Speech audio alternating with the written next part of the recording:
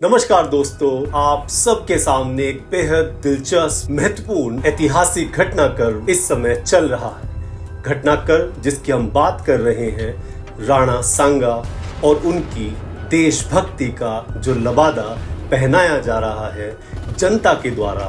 दूसरी तरफ रामजी लाल सुमन ने जो कहा है राज्यसभा के अंदर कि वे गद्दार थे। साथियों, इस पूरी चर्चा में, इस पूरी बहस में कई मुद्दे शामिल हो गए हैं और उन्हीं मुद्दों में से एक पर हम भी चर्चा करेंगे।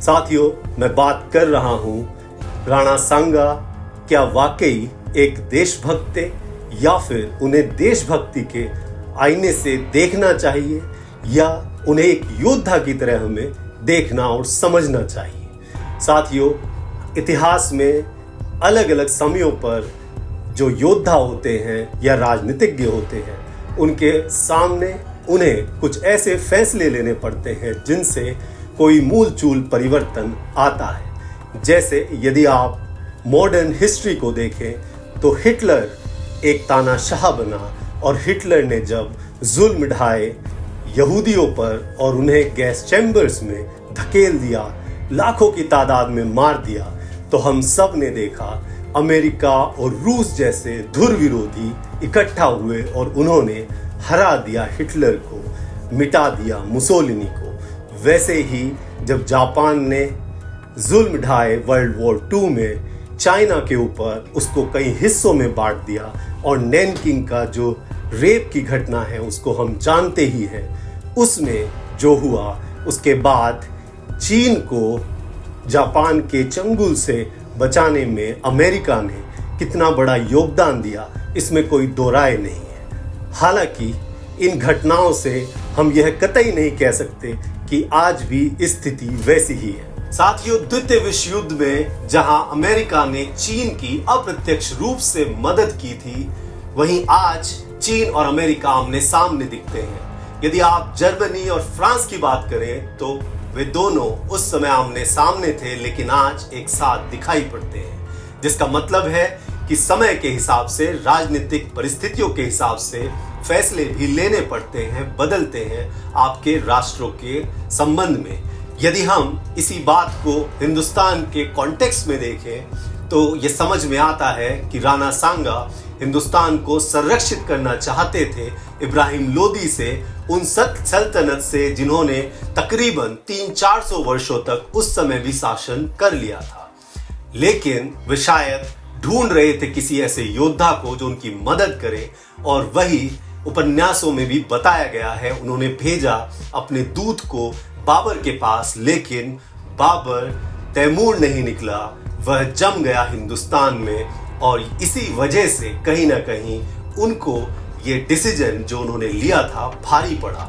साथियों, खुद राणा सांगा का भी बाबर से आमना सामना हुआ, लड़ाई हुई, और सब जानते हैं कि अपनी हाथ आंख तक खो चुके राणा सांगा बेहद बहादुरी से लड़ते रहे, और उसी बहादुरी को हम सब नमन करते हैं। तो साथियों, आखिर ऐसे वीर राणा सांगा के लिए क्यों रामजी लाल सुमन ने गद्दार शब्द का इस्तेमाल किया? साथियों, राणा सांगा तो महान थे, योद्धा थे, लेकिन उनका इस्तेमाल करने वाले जो भाजपा के नेता हैं, या फिर ये कहें जो भाजपाई बाबर को इस जोड़ते हैं भारत के मुसलमानों के साथ और कहते हैं कि भारत के मुसलमान बाबर की औलाद है, वे कहीं ना कहीं उन्हें संदेश देना चाहते थे कि यदि दोस्ती का मतलब गद्दारी होता है तो क्या राणा सांगा भी गद्दार थे। लेकिन इस पूरे मामले को कर्णी सेना ने बदल दिया और उन्होंने इसे राजपूतों के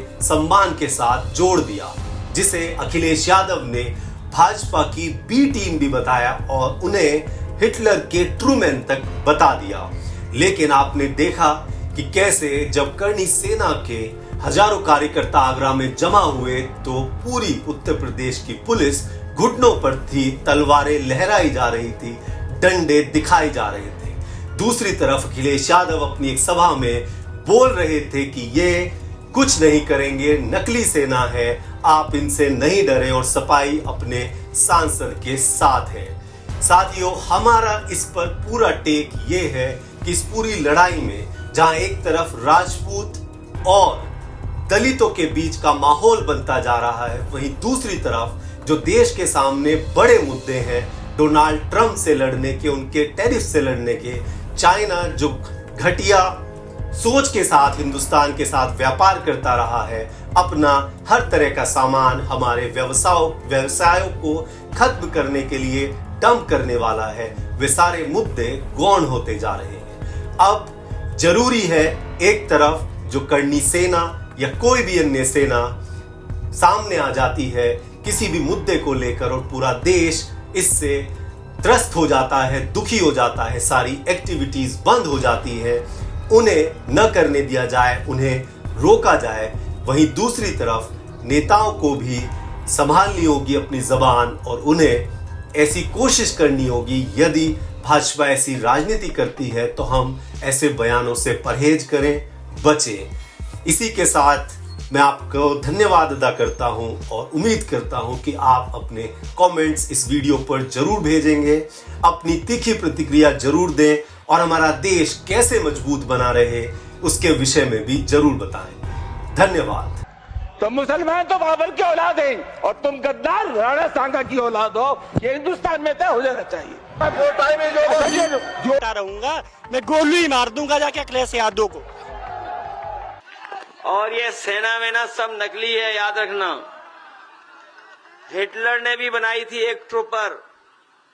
हिटलर अपने समय पर एक फौज रखता था, अपने कार्यकर्ताओं को पुलिस की वर्दी पहना देता था, फौज की वर्दी पहनाता था, फिर अपने विरोधी लोगों को पिटवाता था। उसका नाम था ट्रूपर्स, कहा करते थे उसे। ये बीजेपी वालों की ये ट्रूपर है, ये जो सेना दिखाई दे रही है। ये मीडिया वाले भी